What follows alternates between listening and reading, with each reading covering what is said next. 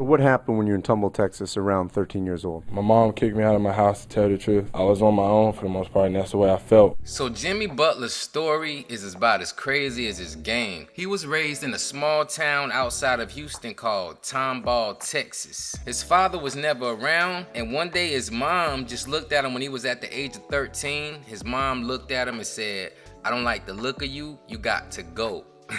I don't like the look of you, you got to go. And just like that, Jimmy would find himself homeless. Even though Jimmy himself debates the term homeless because he still said he had a roof over his head, he bounced around from friend to friend house all the way up into his senior year in high school. And then amazingly, one of his friends' mom decided to take him into her family even though she already had 7 kids. I bounced in and out of guys' houses in high school.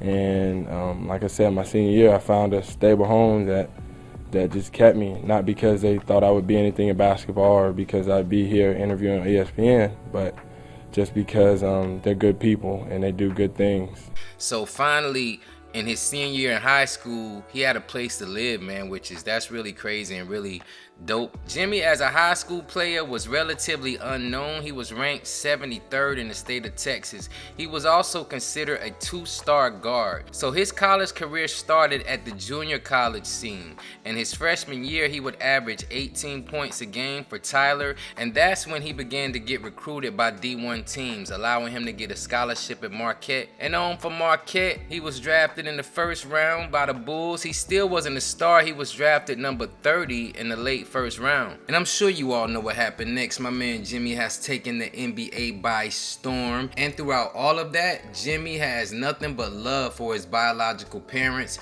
whom he has since made amends with, and they have a great relationship. That is nuts. And I can't help but to say thank God for the Lambert family. Love conquers all. They're my family. That's my mom. Those are my brothers. If you give somebody a chance and you're on their side and you tell them loving things, you never know what can happen. Anybody can make it out of any situation if they have the right people around them.